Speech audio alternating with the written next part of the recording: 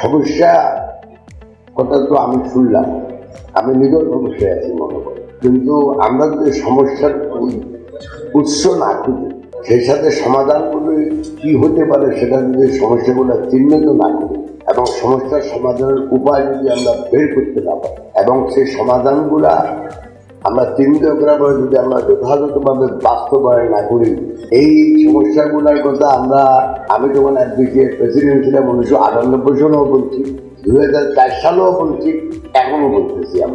আমাদের সমস্যা তো কমে নাই, বরং আমাদের সমস্যা দিন দিন বেড়ে গেছে।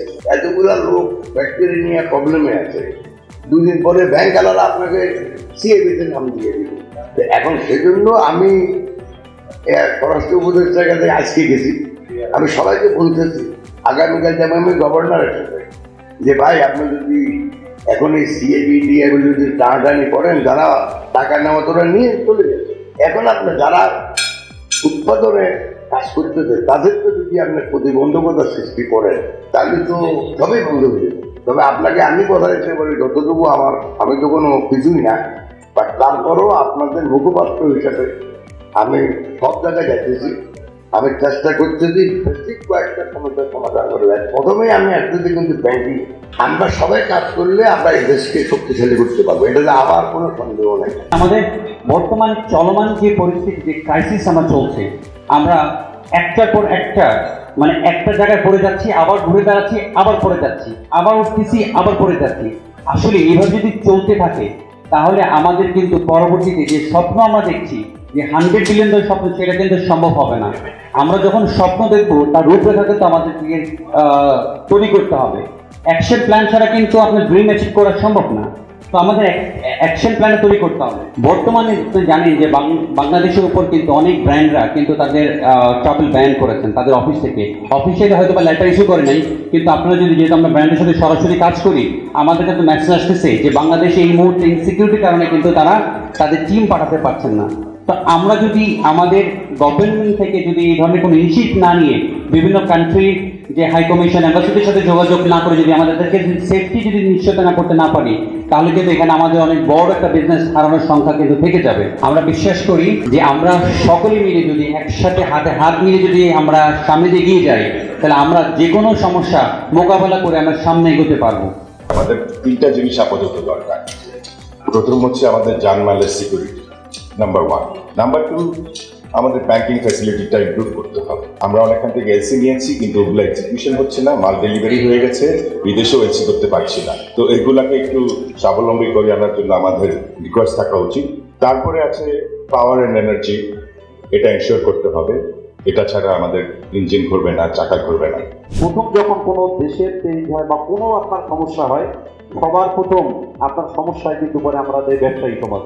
আর এটা সিংহভাগ আপনার রপ্তানি আয়ের যে খাত, এই আরএনডি সেক্টর, এই আরএনডি সেক্টরের উপরে কিন্তু প্রথমেই আপনার হলো দেশের আঘাতটা আসে। আমরা চাই কি ব্যবসায়ী সমাজ, আমরা চাই নিরাপত্তা, আমরা চাই নিরবিচ্ছিন্ন দেশ, আমাদের চাই নিরবিচ্ছিন্ন ইউটিলিটি, এবং আমাদের যে ব্যাংকিং সমস্যা আছে সেই সমস্যার আমরা সমাধান চাই। আমরা একজন আরেকজনের পরিপূরক হিসেবে কাজ করি। We need their support.